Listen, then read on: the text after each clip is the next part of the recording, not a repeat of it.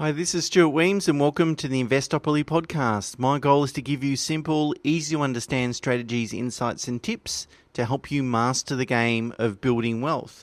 And before we get into this week's episode, I'd just like to ask you for a favour or to remind you, if you're able to leave a rating or review of this podcast, wherever you listen to it, that would be greatly appreciated. It certainly helps with the rankings and gets more people listening, and the more the merrier. So I appreciate that. So let's get into this week's topic then, and something very dear to my heart. Of course, it is how to attract a great financial advisor. Now, of course, I must declare an obvious conflict of interest. Being a financial advisor myself, of course, if I bang on about, how good financial advisors are and how valuable the service is, of course, I've got a conflict of interest. I've got a vested interest in saying that. But I thought this was an interesting topic. In fact, it's been in my sort of list of topics to write about for quite some time.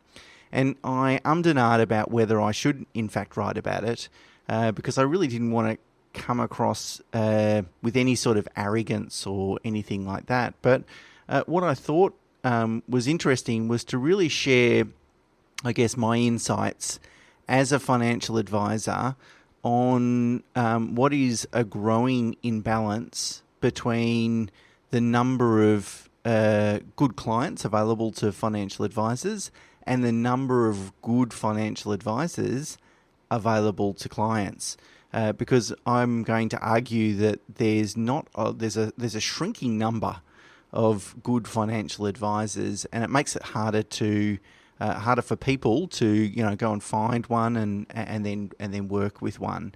And I just wanted to talk through some of the implications, I guess, and insights related to that. But and I wanted to do it in a way that didn't come across arrogant, like I'm coming across saying advisors are great and you should do everything possible to make them happy. Of course that's not the case.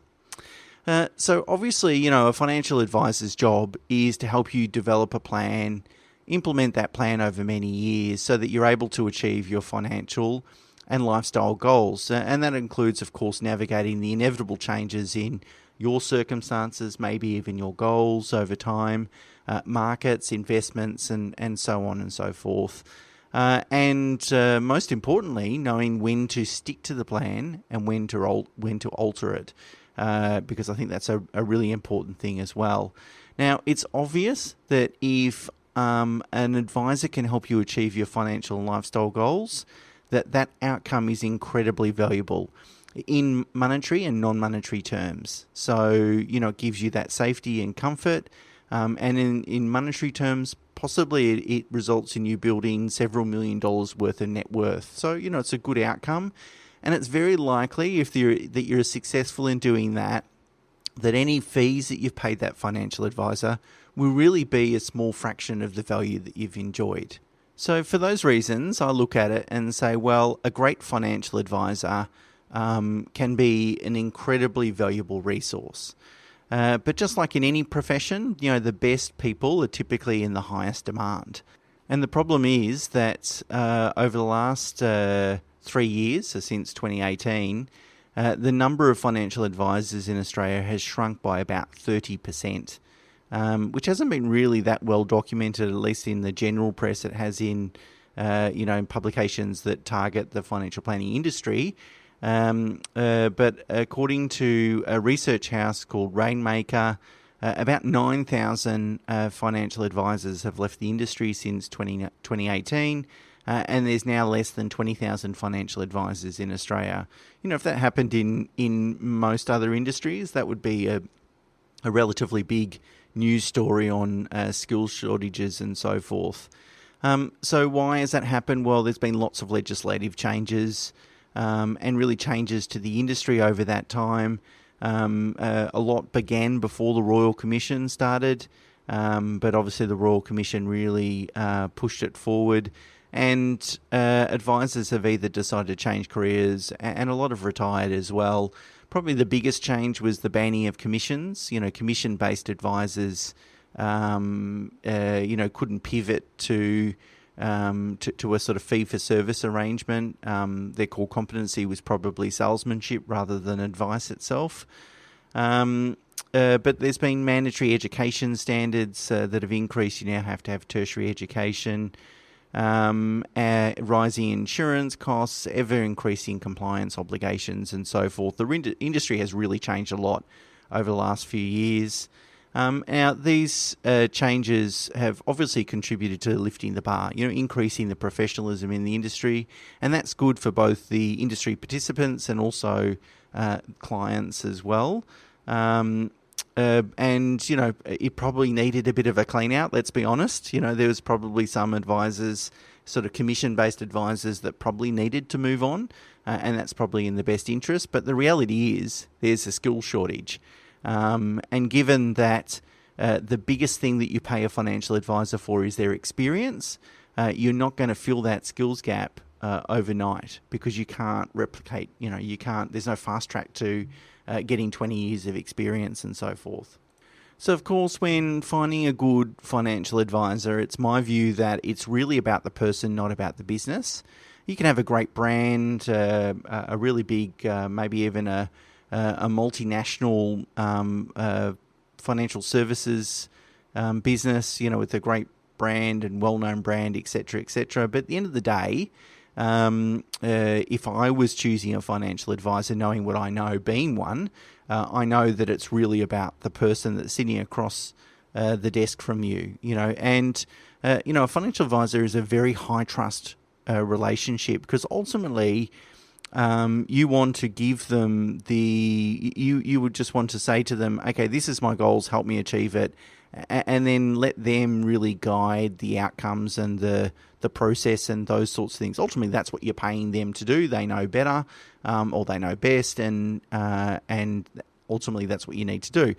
Now, of course, that puts a lot of trust and faith in that financial advisor. So, of course, then it's very important then you find someone that you're really comfortable with, that you really trust, and that you've got that sort of personal or emotional connection element. Now, second to trust is experience. And I think it's a very close second, by the way. Look, it is possible to systemize, some facets of advice formulation and so forth, but what you can't systemize or automate is experience. And experience, I think, is the most valuable thing a financial advisor can share with you. Knowledge, you can replicate knowledge. Knowledge tells you what to do. Experience tells you when and how to do it, which I think is the most critical. We can find knowledge. You can Google anything these days. But when and how to do it is really the key element. That's where you're going to make the mistakes. And that's really where a financial advisor is going to help you stop making mistakes. And I'm a strong believer that a financial advice practice really isn't scalable. And the reason it isn't scalable is because it really is, or at least a lot of the value is dependent on the experience of the advisor sitting across the desk from you. If they've got, if they've spent 20 years talking to tens of thousands of investors, studying and seeing the outcomes of, probably hundreds of thousands of different investment decisions, that's the sort of experience you want to lend against, because that experience will help you avoid making mistakes and get it right the first time. And if you do that, avoid making mistakes and get it right the first time, then you have a great chance of achieving your financial and lifestyle goals. And as we discussed at the beginning, that's really where all the value is. There's an incredible amount of value of that. But there's no shortcuts, obviously. An advisor with 20 years worth of experience, of course, is going to have more value to share with you than an advisor with 2 years of experience.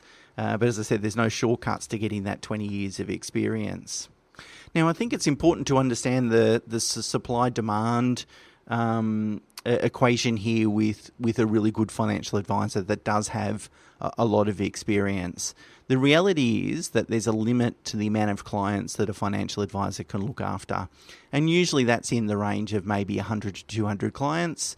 But of course, it really depends on the complexity of each client, But somewhere there is a limit, of course. And so it's very important then for a financial advisor to choose their clients carefully, because you're dealing with a scarce resource here, which is a limited number of clients. So you've got to choose wisely.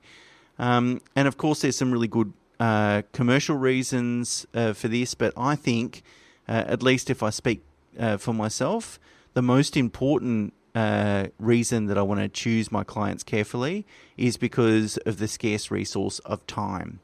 There's a limited amount of time that I'm able to share with a limited amount of clients. So the most important thing that I need to do, the way I think about it, and I don't think it's really that different. I don't think differently to, I think, probably other advisors. So it's really important for me to share my time with the clients that are going to benefit the most. And the only reason I really come to work every day is the personal satisfaction I get from helping my clients. From working with clients that I might have been working with for 10, 15 years or longer, reflecting on the journey where, what their position was when we started working together and what their position is now, and appreciating that the advice that I've provided over that time has really contributed to those outcomes. That gives me a tremendous sense of personal satisfaction. And if that wasn't present, I don't think I'd come to work. After building a firm for 20 years, I certainly don't need to work 5 days a week. I could work less if I wanted to. It's really a case of not necessarily doing it for the money, but really doing it for that personal satisfaction. So then that might seem altruistic to some degree, but really it's a purely selfish pursuit, because it's really what motivates me. But thankfully, my client's interest and my interests are perfectly aligned, because if I'm choosing clients that I know that I'm going to deliver significant value to, well, I win because I get the personal satisfaction, and they win because obviously, I'm not suggesting that they engage my service if I'm not absolutely convinced that I'm going to add value. And as I said, I don't think that I'm thinking any differently than probably other good advisors. Other good advisors are going to value their own time and value their own advice. And the reason they're in the game is because of the personal satisfaction rather than doing it just to, earn an extra couple of dollars. So how does a financial advisor then consider, whether there's scope to add value? Because I think this is an important thing to understand, both so that you can understand, how an advisor is going to think about your financial position or your potentially taking on you as a client, but also so how you can assess the value of whether a financial planning relationship is worthwhile in your circumstances.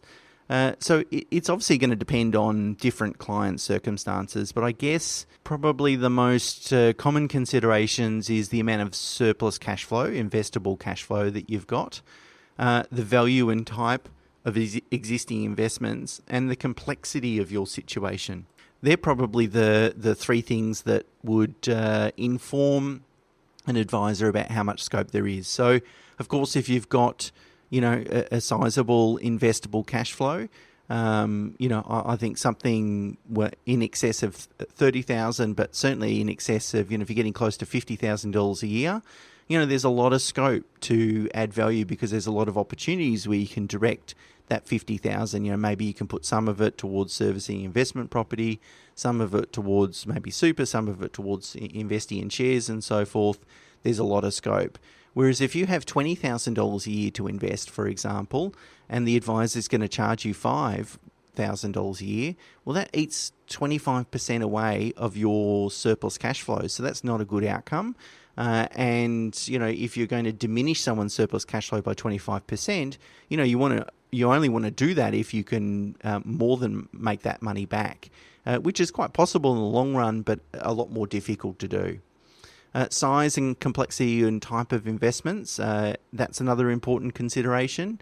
If someone's got a share portfolio of $3 million, there's a bit of work to do to make sure that's optimized, because even a small increase in percentage returns makes a big dollar value difference. So you want to spend the time required to make sure that's optimized. If someone has $3 million invested in property, well, that's a different style of assets. It's kind of not set and forget, but it certainly doesn't take nearly as much time to manage a share portfolio. as much time to manage a property as it does the share portfolio. So in that circumstances, if someone's very property heavy, there is limited scope typically for an advisor to add value. Now, of course, there's some other considerations that an advisor is going to take into account. Just like you, the client, want to make sure that they're able to work with the advisor. The advisor is also going to want to make sure that it's going to be enjoyable to work with you. And so there's a few things that an advisor is going to consider. Willingness to actually follow the advice. I know that kind of sounds silly, but what's the point of paying for advice if you're not going to follow it? That's just wasting your time, your money, and the advisor's time. It sounds a bit funny because sometimes people seek out an advice relationship, but really they just want their decisions validated by someone else rather than necessarily taking the advice. So that's something to think about. The clients that are most enjoyable to work with, I think, are modest. They're appreciative of your time, care, and advice, and genuinely respectful of that. And they kind of recognise that you're the expert at the end of the day. Look, it's not bowing down to the advisor or doing any of those sorts of things.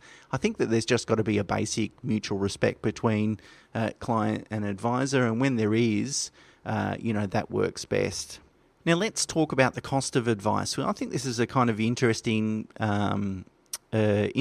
conversation around what does financial advice cost. In my experience, if you ask 10 people that one question, you're going to get very wide answers. Some people will tell you $200. Some people will say $2,000. Some people will say, I'll be prepared to pay $10,000. I guess that it's very difficult to assess the cost of advice. So let me just talk about that topic for a second. And Ben Graham, the economist Ben Graham taught Warren Buffett at university that price is what you pay, value is what you get. So judging a product or service, any product or service, on price alone really only gives you one half of the equation. It's not difficult to conceive that financial advice could be incredibly valuable. Can create millions of dollars of wealth and secure your family and those sorts of things. So, of course, when considering fees, you've got to consider value and value outcomes at the same time. So let's talk about fees. I mean, the first thing to consider is the amount of experience that an advisor has. Think about an advisor that has multi-decades of experience, that maybe has their own investment portfolio, that has got themselves into a position where they can choose to do the type of work that they want to do. Someone in that circumstance isn't going to sell their time for $100 an hour. They're going to value their time because otherwise they could be off doing something else. So why would they share their time with someone that doesn't value it? So, of course, you should expect to pay more if you're getting more experience, just like in any industry. If you go and find the top barrister in a particular subject matter, they're going to be expensive because they're very good at what they do because they've got a lot of experience. The second element to understand is there is actually a cost for delivering advice. There's a lot of compliance obligations, education costs of staff, ongoing education, keeping up to date, taking on the liability for advice. You need to be commercially rewarded for that. So there is a actual, apart from the experience reward, there's a kind of raw cost for the actual advice itself. And finally, my other comment, which is incredibly important, is that paying a high fee does not guarantee a good result. The more you pay for a car, typically, the better car you get. And it's the same with lots of other products. It's not that with financial advice. I have seen some clients pay some extraordinary fees for terrible outcomes. And it's kind of a double whammy because you've not only paid high fees, so you're worse off there, but then you've not achieved good results or good outcomes or good investment returns, and so you've paid the price twice in that regard as well. So fees, level of fees, is no indication of the quality of the advice.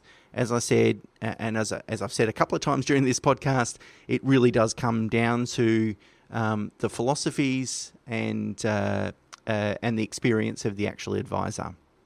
So to wrap up, let me leave you with some thoughts on what I would do if I was in your shoes. I guess firstly, you've got to recognise that great advisors are rare and becoming probably rarer. There's not an abundance of great advisors, I don't think. Lots of people left the industry, and it's not like we can just replace them overnight. People need to go to uni now and study financial planning, but then they've got to get that experience to get themselves in a position where they can provide that advice. My tips for finding a good financial advisor include getting a referral from someone that has worked with an advisor that has built wealth and is very happy with that outcome. I think if someone's travelled that road already and they've been very satisfied, then I think that's a really good starting point. I think every advisor should be able to articulate their investment philosophy and approach. Now, of course, every advisor's articulation of that will sound convincing. I mean, no one's going to come up with an unconvincing investment philosophy. So, of course, they're all going to sound convincing, but then you've got to look for the evidence that works. And quite often, a really good indicator is benchmarking of returns. The advisors that I think have a weak investment philosophy will tell you what it is. It sounds very great, but then when you ask how is it returned compared to other benchmarks, industry super funds, those sorts of things, they don't do the comparison. It's kind of all smoke and mirrors, and that's why I really don't understand why anyone wouldn't just adopt an evidence-based approach. Because if you're adopting an evidence-based approach, you're not really trusting the advisor, you're trusting in the investment philosophy, and that's, if it's worked 100 times before, then that kind of reduces your risk. I've said it before, but, ensure the advisor has extensive experience across many asset classes, especially property and shares. They should be an investor themselves, eat their own cooking, invest in the same assets they recommend to their clients, and realise you might need to wait. Busy financial advisors typically have waiting lists, so choosing the right advisor is important. And if you've got to wait a few months to get in the door, well, that's just something that needs to happen. And just think about it leading up to making that decision. Don't think that you can just necessarily turn up and find a good financial advisor tomorrow. It can take a bit of lead time. So I hope that's been useful. I certainly hope it hasn't come across with any level of arrogance, because absolutely there is none here. But I really just wanted to kind of share these insights into, how a financial advisor sort of thinks about that new client engagement process. Until next week, bye for now.